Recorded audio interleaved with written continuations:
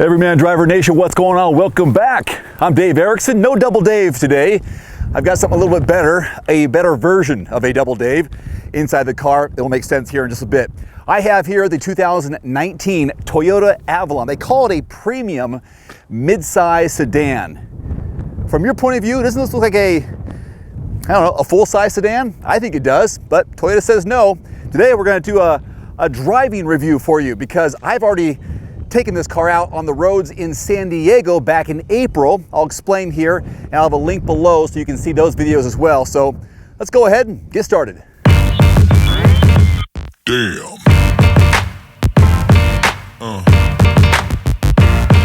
Yeah.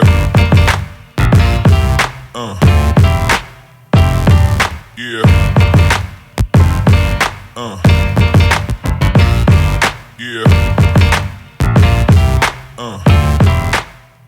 So how is this not a Double Dave segment, but you do have a little bit of Dave or a Double Dave in the car? Can you see that guy back there? We got an infant car seat, and I'm on dad duty today. I said duty. So got the little one back there, and we're gonna do a little bit of a driving review. I was thinking about doing a performance test because there's 5 different drive modes in the redesigned, re-engineered, all new 2019 Avalon. They've got the Eco, Normal, Custom, Sport S, and Sport S Plus. Now I put in the description below this video links to 2 videos.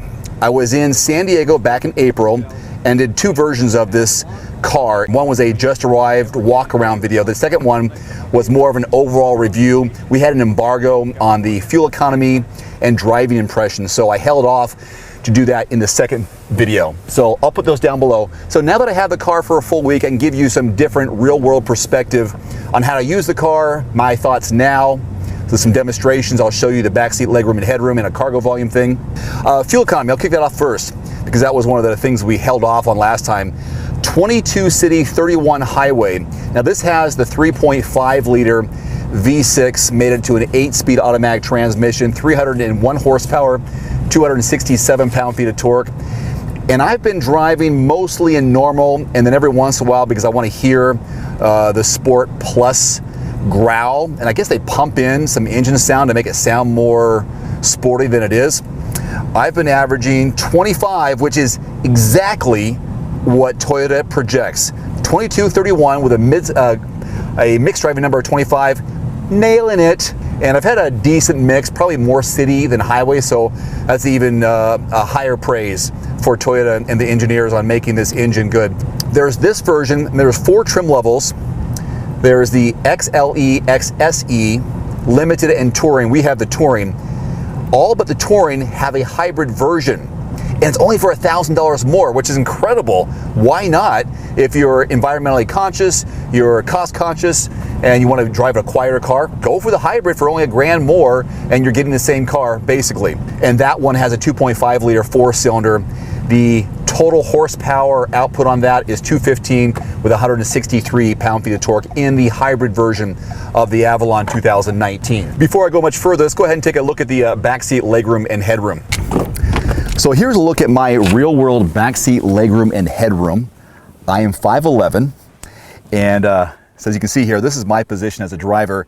I've got about this much room between my knees and the back of the seat. Headroom is good too. You can see a little bit of an indent here in the roof line, which gives me plenty of room being 5'11". And if you have an infant car seat and a real person inside of it, who's a little bashful right now, you can see how much room you have between this passenger, the infant car seat. You can probably get one more person, but I wouldn't say it'd be very comfortable, but a little bit comfortable. I just personally would get over here and cuddle up with the little guy if it was my choice, and he'll probably make some noise here. Overall, it's a comfortable back seat, and it does feel a little bit bigger than a mid-size armrest there, 4 O-blank handles, a couple USB ports back here. Little guy gonna get excited about some treats later, right? Okay. And for a different perspective on your backseat legroom and headroom, here is Nolan from Prime Autotainment. Thank you, Dave. So at 5'9", sitting behind myself, as you can see, I've got just a ton of knee space, a lot of leg space right here.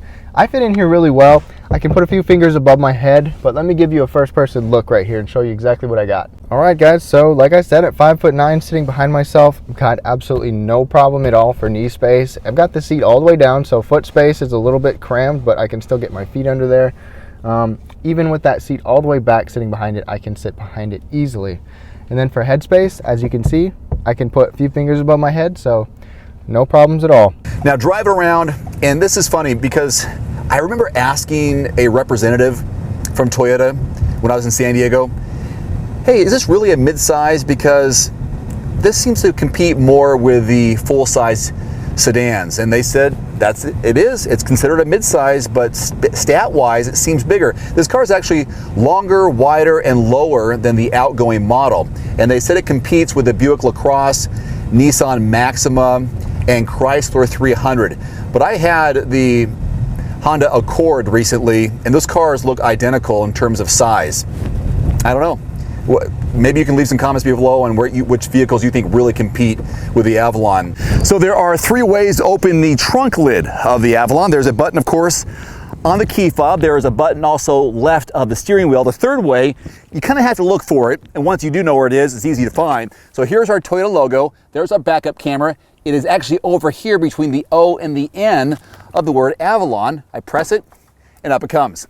Looking at just over 16 cubic feet of volume, and I have stuffed the back here with a couple of items. So I've got my oversized light kit, I've got my Taekwondo gear bag, and I've got my Everyman driver golf clubs, and I guess that's it. But you have a little bit more room. So as I put this back in here, you can see it's also got a 60/40 fold down split, so you can fold that down by pulling these tabs here.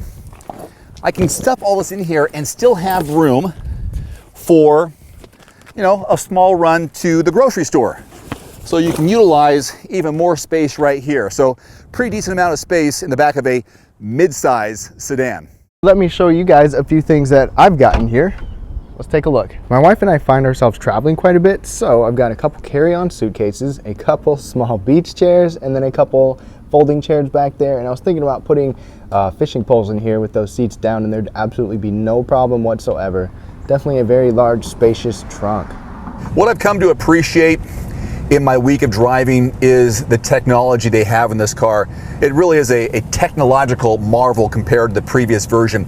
So they got a heads-up display, which is a 10-inch heads-up display. They've got a 9-inch floating infotainment screen, and they got a 7-inch instrument cluster. By the way, Apple CarPlay is standard. So they've got pre-collision system, they've got a parking assist, a blind spot monitor, and rear cross traffic alert, which I have just activated all times. So if I do happen to go outside the lines, it'll give me an alert for that. Got radar cruise control, paddle shifters on the steering wheel. It's a good looking layout here on the inside. Since we have the touring trim level, we have all the bells and whistles. 5 USB ports, 3 in the front, 2 in the back. We got the sunroof, which is a nice little added bonus. I kind of wish they had a panoramic sunroof. I mean, being the top trim level here in 2019, why not? But we don't, so be it. There are 3 different wheel sizes available. You got 17, 18, and 19. We got the 19s in ours because, again, top trim level. Looking on the outside of the car, I'm okay with the big grille, even though not all of it is functional. They've made quite the statement, haven't they, on what the grille looks like on the size of it. And if you didn't know any better, you might think it is a Lexus because, hey, we're all in the same bloodline. Also on the outside, the LED headlamps with daytime running lamps. They also have auto on-off feature, adaptive cornering lights, dynamic turn signal, which is more like a progressive turn signal. It's like animated when you go left or right, which is kind of cool. I also showcased that in one of my videos from San Diego. And finally here on the back, dual exhaust with quad chrome tips. So you got double left, double right. This has been a really good car to drive and fun, and get a premium look to it. It feels like this is a borderline car before it becomes a Lexus, don't you think? I mean, they're one DNA strand away from being a Lexus, but you're getting it in a Toyota wrap. How about that? The price point on this top one is 42 grand. I will outline everything else on everymandriver.com, and some of the details that I'm not talking about now is because they're redundant and they are in the other video. So all that is below this in the description. Thank you for watching.